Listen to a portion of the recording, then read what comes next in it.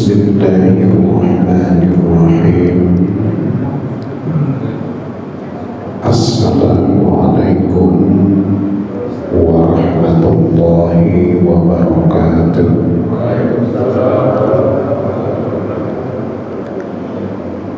Alhamdulillahi rabbil alamin.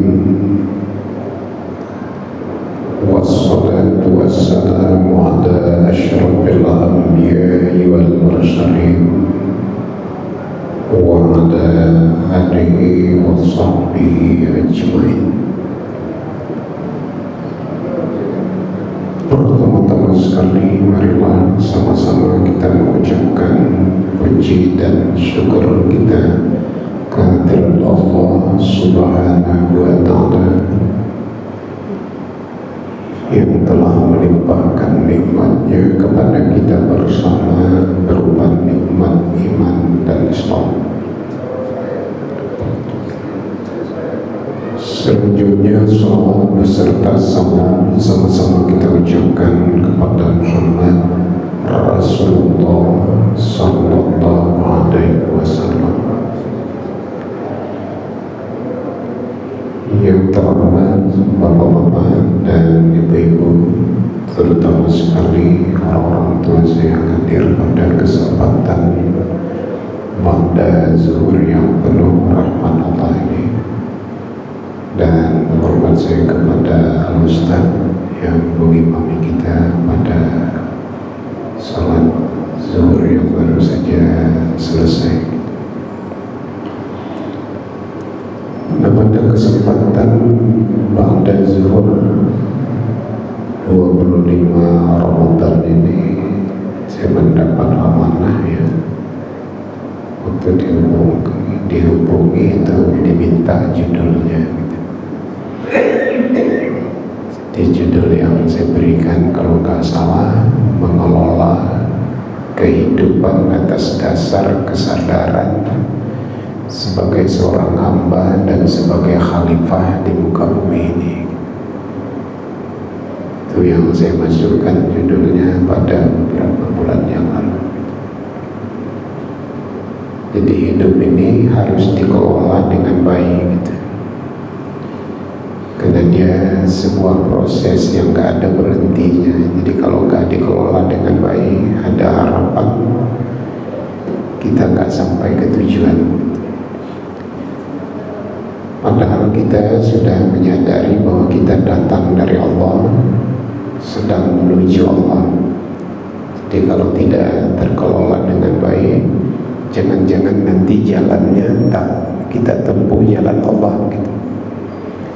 Karena di dunia ini ada dua jalan, satu jalan Allah, satu jalan syaitan gitu. Jadi kalau kita tidak kelola hidup ini dengan baik, jangan-jangan harapan menuju Allah tapi tersimpangkan nanti di dalam perjalanan karena kita tidak menempuh jalan Allah dalam rangka untuk sampai ke tujuan itu. Itu kira-kira begitulah penting judul ini yang disebut dengan istilah mengelola kehidupan. Dasar pertimbangannya karena kita sebagai hamba dan sekaligus kita sebagai khalifah di muka bumi ini.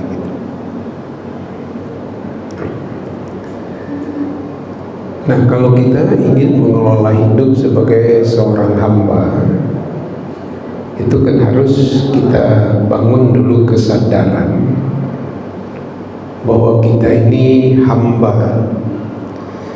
Jadi kalau hamba itu harus betul berhubungan baik dengan Allah gitu. Sedangkan substansi hubungan seorang hamba dengan Allah adalah ibadah gitu. Jadi kalau ada orang dalam kehidupannya tidak dekat dengan Allah lewat peribadatan, itu artinya tidak terkelola dengan baik. Padahal dia sadar betul bahwa fasilitas dunia ini disiapkan untuk hidupnya gitu. Kemudian baru dia datang belakangan dihidupkan Allah gitu. Baru diturunkan Allah aturan melalui Rasulnya gitu. Maka kita harus kelola dengan baik. Jadi substansi hubungan kita dengan Allah itu sebenarnya diletakkan Allah sendiri adalah ibadah. Jadi bila seseorang tidak dekat dengan Allah lewat peribadatannya, pasti aja hidupnya tak terkelola dengan baik gitu. Dan kita bisa uji nanti gitu. Itu udah pasti gitu. Nah, kalau kita lihat ibadah itu sebagai pendekatan diri kepada Allah, tentu ada aspek lain dari ibadah itu yang disebut dengan nilai instrumentalnya adalah didikan. Kalau dalam bahasa kita yang akrab adalah makna tarbiyah gitu. Jadi beribadah itu bukan hanya sekedar sarana mendekatkan diri kepada Allah, tapi dia juga mengandung makna didikan. Bagaimana agar akidah yang ada dalam keyakinan yang sifatnya abstrak terlembagakan dalam ibadah seperti sholat, puasa, dan zakat. Di situ nampak keyakinan kita. Nanti kalau ini terkelola dengan baik akan membuahkan pengelolaan hidup ini yang disebut dengan kemanusiaannya itu bagus gitu. Artinya kalau kita bahasakan dengan bahasa singkat, ibadah itu mendekatkan diri kepada Allah, itu artinya ketuhanannya. Kalau sudah dia terkelola dengan baik, nanti baru dia mampu hamba itu mengelola kehidupan ini antara sesama dia. Itulah yang disebut dengan tugas kekhalifahan. Jadi ada dua nilai penting pada peribadatan itu. Dia ada makna intrinsiknya, itu pendekatan diri. Yang kedua ada makna instrumentalnya atau tarbiyahnya, adalah menangkap hasil didikan ibadah itu untuk dipraktekkan dalam kehidupan konkret gitu. Nah itu kalau kita perhatikan. Nah kalau hubungan ini terjalin dengan baik, apa yang kita dapat gitu. Nah ibadah ini kalau kita jadikan dia sebagai sarana pendekatan diri kepada Allah dan sekaligus kita ambil makna didikannya, itu yang paling utama kita dapat adalah kebersihan hati gitu. Jadi nggak ada orang yang bisa bersih hatinya kalau nggak dekat dengan Allah gitu. Percayalah, boleh buka seluruh kitab nanti, pasti endingnya ibadah itu untuk membersihkan hati. Dalam bahasa yang spesifik selalu disebut tazkiyatun nafs. Jadi betul-betul sholat, puasa, zakat, haji itu sebenarnya targetnya agar si hamba ini bersih hatinya gitu. Nah, jaminan orang yang bersih hati menurut keyakinan kita dalam Islam adalah cenderung hanif gitu. Kalau orang bersih hatinya dia hanif. Sedangkan arti dari hanif itu sendiri kalau kita terjemahkan dalam bahasa kita sehari-hari adalah kecenderungan untuk menjadi orang benar dan baik.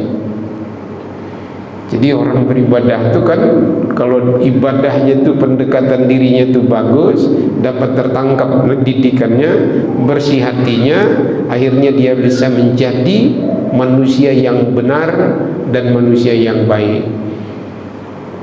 Nah baru tugas kekhalifahannya lah nanti yang menuntut dia untuk menegakkan kebenaran itu. Kalau ibadah itu untuk membuat dia jadi orang benar, karena dia dapat tugas dari Allah, tegakkan kebenaran itu dalam hidup ini. Kalau tidak nanti, kalau awak jadi orang benar, awak tegakkan kebenaran itu dalam hidup ini, nggak bisa, karena hidup ini hablum minan nas yang paling banyak dia kan. Kita tadi naik ke atas. Target utamanya bersih hati. Ketika bersih hati, kita cenderung benar dan cenderung baik. Nah ketika udah cenderung benar dan baik, tegakkanlah kebenaran itu dan lakukanlah kebaikan itu dalam hidup ini. Nah kelemahan kita hari ini kan beribadah itu monoton, dia berhenti dia pada stasiun-stasiun ibadah saja. Kadang-kadang orang beribadah pun masih bermusuhan, hatinya nggak bisa bersih gitu. Beribadah sama ke masjid gitu, tapi saling membenci gitu.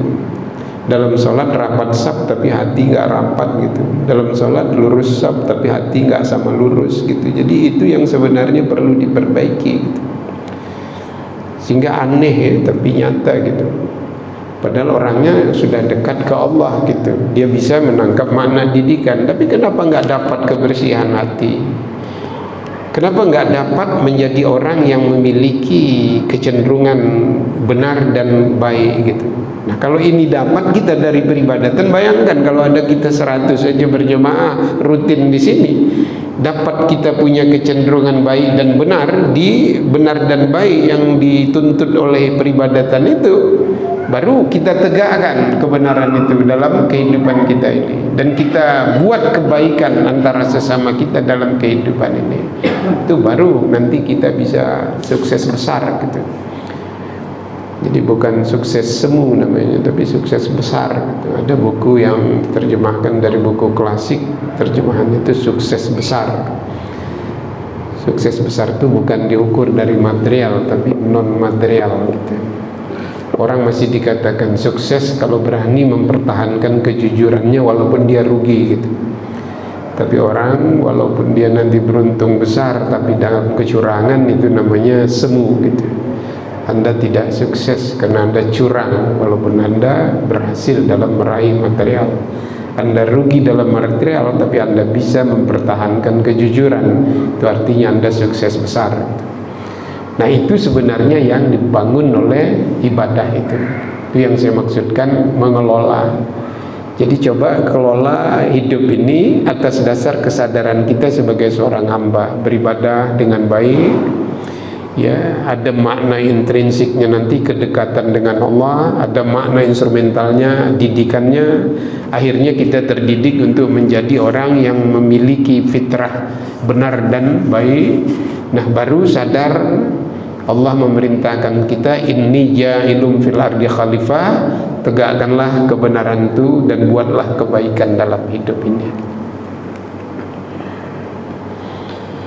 Nah, sehingga kalau sudah nanti lahir kesadaran ini dan kita baru memulai kerja dalam hidup ini, jadi nampaklah kita nanti dalam hidup nyata ini, kalau bahasa saya selalu saya sebut dengan istilah sebagai muslim yang profesional gitu. Pasti muslim profesional itu hidup yang diamanahkan kepadanya terkelola dengan baik. Pertama, pada muslim itu ada keikhlasan. Jadi apapun yang diamanahkan pada dia untuk dilaksanakan, tetap dia seperti memandang ibadah tadi kan. Dia lakukan hanya lewat kerja itu dia mau dekat dengan Allah. Bukan hanya sekedar lewat pekerjaan itu untuk cari makan, tak diperhitungkan lagi Allah gitu. Tapi betul-betul dasarnya keikhlasan. Kalau dalam bahasa orang modern hari ini, akan lahirlah manusia yang memiliki integritas gitu, kejujuran. Hari ini kenapa kejujuran kalah dibantai kecurangan? Karena pengelolaan dia sebagai hamba untuk jadi khalifah itu nggak bagus gitu, nggak tertata dengan baik, sehingga akhirnya ketika diamanahkan tugas untuk mengelola hidup ini sebagai khalifah, dia mengerjakannya tidak dasarnya keikhlasan. Kalau tidak ikhlas, kita pasti saja dalam dunia hari ini tidak memiliki integritas, tak ada kejujuran. Kalau tak ada kejujuran, saya yakin apapun bentuknya kalau tak terkelola dengan baik pasti berantakan. Jadi maka tidak aneh orang beragama sama sholat, sama puasa, sama berzakat, tapi saling bermusuhan. Itu nggak aneh gitu kalau memang kita nggak kelola dengan baik, itulah hasilnya nanti. Itu yang pertama gitu. Yang kedua, nampak nanti pada tanggung jawab kita sebagai khalifah itu yang saya sebut dengan muslim profesional tadi, begitu diamanahkan pekerjaan, pasti dia memiliki pengetahuan ya, atau katakan memiliki kemampuan profesionalisme dalam bekerja. Jadi kerja itu dilakukannya betul dengan kemampuan dia. Jadi tidak asal menerima padahal tak mampu. Saya disuruh umpamanya, dulu pernah saya ditawarkan menjadi seorang nazir begitu. Ya saya tawarkan, tapi dengan syarat saya mau, karena bidang saya yang saya kuasai agama. Saya perlu satu bidang administrasi keuangan satu. Siapa yang mau mendampingi saya? Dan sekretaris dalam surat menyurat itu harus ada satu. Kalau tak ada itu saya nggak sanggup. Karena saya nanti tidak akan pernah mau mengeluarkan orang tanpa saya tanda tangani. Tapi bagaimana membukukan keuangan saya nggak ngerti gitu. Itu harus ada. Jadi kemampuan profesionalisme kita dalam mengemban tugas itu harus ada gitu, baru bisa gitu. Jadi mana mungkin amanah dari Allah untuk menjadi khalifah di muka bumi ini begitu besarnya, kita sebagai seorang muslim tak punya kemampuan profesionalisme untuk melakukannya. Saya pikir Rasul dah lama-lama mengingatkan kita kan, jangan serahkan kepada orang yang bukan ahlinya, sampai ditutup hadis itu dengan fantazirus sa'ah, tunggu kehancurannya. Di hari ini orang lebih banyak mengejar kedudukan-kedudukan tapi tak dilengkapi oleh kemampuan profesionalisme. Itu yang membahayakan kita. Padahal kita dididik sebenarnya luar biasa. Allah merancang didikan kita beribadah gitu. Ya. Luar biasa sebenarnya. Ya. Aneh kalau kita sebagai seorang muslim tak bisa mengembangkan diri untuk bisa mengemban tugas yang diamanahkan Allah kepada kita. Itu yang kedua. Nah yang ketiga, yang kedua ini saya akan jelaskan sedikit. Kalau dalam bahasa orang sekarang, kalau kita punya kemampuan profesionalisme dalam melaksanakan tugas, kan mudah untuk berkolaborasi, bisa bekerja sama orang yang berbeda dalam rangka menuju satu tujuan kebersamaan kita, karena punya ilmu gitu. Karena saya pernah baca satu buku begitu, seorang ibu mendengar keluhan anaknya karena ayahnya tukang batu gitu.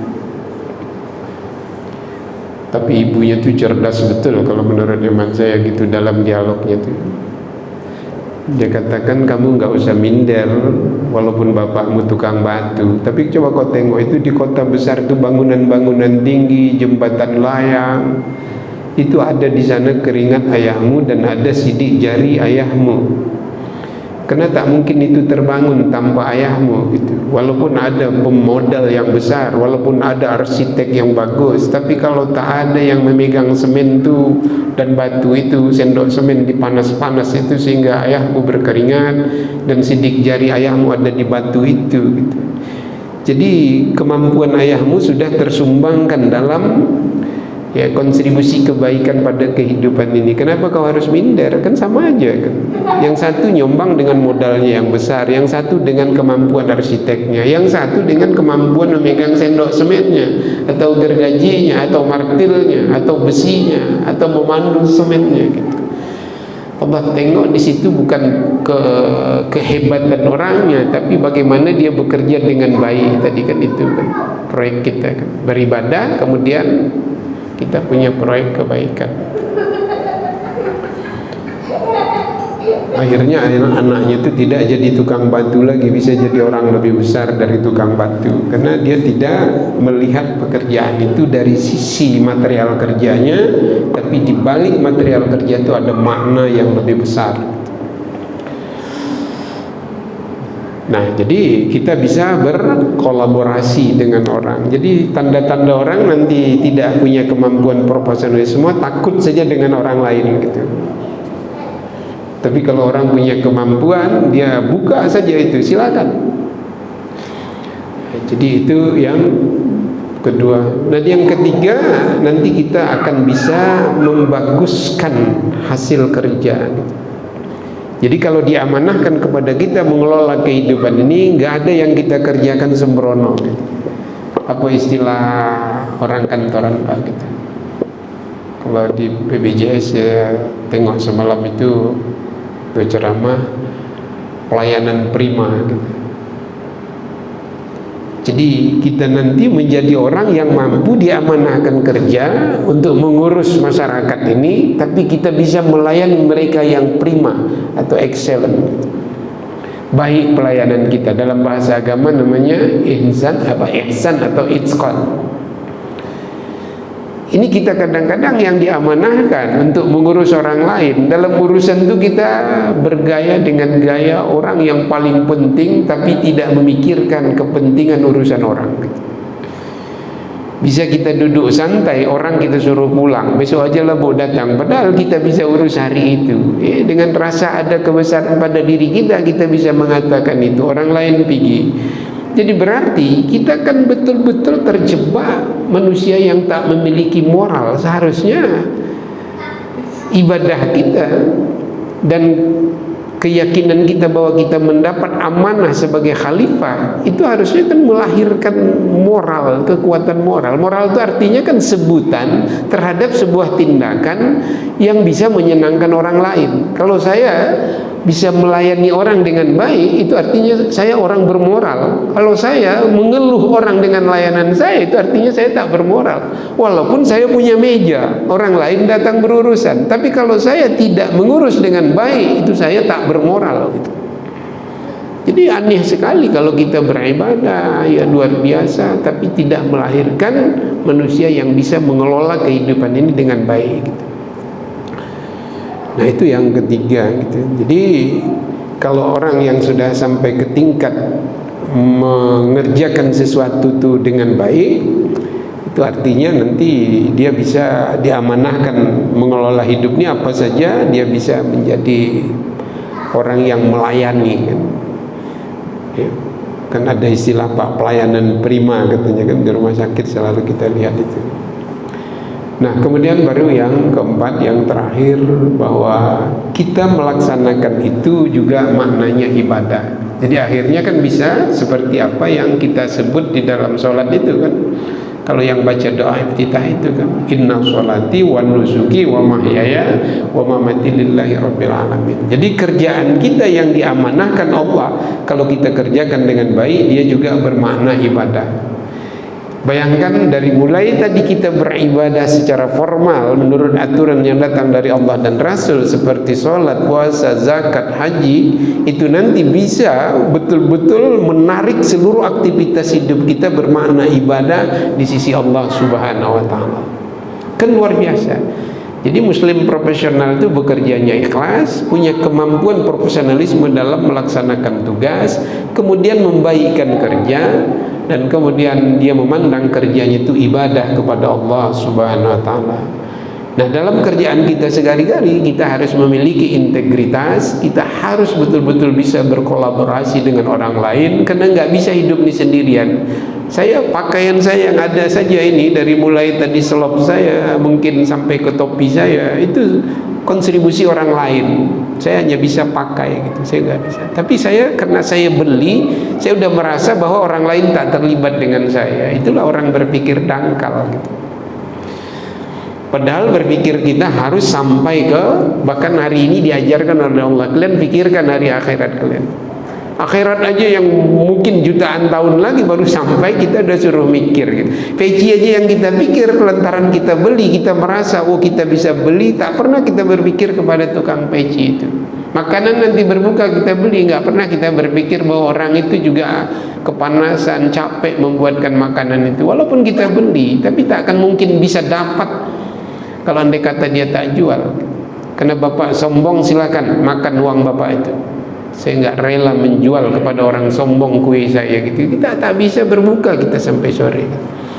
Tapi begitulah gaya-gaya hidup hari ini yang muncul disebabkan karena tidak dekat dengan benar beribadah kepada Allah, kemudian tak dapat menangkap didikannya itu untuk ditransfer kepada kemanusiaan ini, untuk bisa berbuat baik gitu. Jadi sehingga nanti yang diamanahkan itu tidak dapat terkerjakan. Nah kalau sudah bisa berkolaborasi, kemudian baru masuk kepada yang ketiga, kita betul-betul bisa melayani ya, kehidupan ini. Jadi kita hamba tadi melayani Tuhan kita, hari ini kita juga mendapat amanah sebagai khalifah melayani orang-orang yang dalam urusan kita dengan baik, dengan pelayanan prima gitu. Nah baru kalau menurut bahasa orang sekarang ada inovatif gitu, bersifat inovatif. Jadi ada ide-ide kembangkan lagi, ada ide kembangkan lagi, ada ide kembangkan lagi. Akhirnya apa? Luar biasa hebatnya dalam kehidupan ini. Karena hidup ini satu proses yang sedang berjalan sampai ke tujuan. Jadi nggak boleh ada dihakimi.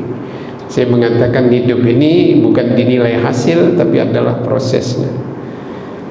Kalau saya sebagai seorang dai, saya tidak dinilai nanti mana orang yang kau cerahkan kata Allah, tapi persyaratan kau menjadi dai dalam sebuah proses, benar enggak? Soal orang mau ikut apa yang kamu katakan atau tidak, itu urusan aku kata Allah. Tapi kau bisa enggak menjadi dai yang benar? Kebenaran kita jadi seorang dai itu yang dinilai, bukan orang yang kita dakwahi berapa jumlahnya yang sudah tercerahkan. Karena itu pilihan dia dan urusan Allah Subhanahu wa taala. Nah, ayo kita udah 25 Ramadan ini sungguh-sungguhlah melaksanakan tugas sebagai seorang hamba beribadah. Kemudian kalau itu terlaksana dengan baik, nanti kita meraih kebersihan hati, dapat kita kecenderungan benar dan dapat kita kecenderungan berbuat baik atau baik. Mari kita tegakkan itu dalam tugas kehalifahan kita, kebenaran dan kebaikan dalam hidup ini. Kalau sudah bisa itu tegak, artinya seluruh hidup ini sudah bisa bermakna ibadah. Kapan saja kita mati, udah siap itu, nggak usah diurus lagi. Karena mati urusan Allah. Kalau kita tutup nanti dengan kematian itu, kita selamat dunia dan selamat hari akhirat. Nah, mudah-mudahan ceramah yang singkat ini bermanfaat. Kalau ada yang ingin ditanyakan sebelum kita tutup, tadi saya tanya ada diskusi sesuai dengan jadwal yang sudah ditentukan. Tapi saya tutup dulu pertemuan ini dengan ucapan billahi taufiq wal hidayah. Wassalamualaikum warahmatullahi wabarakatuh. Silakan Bapak.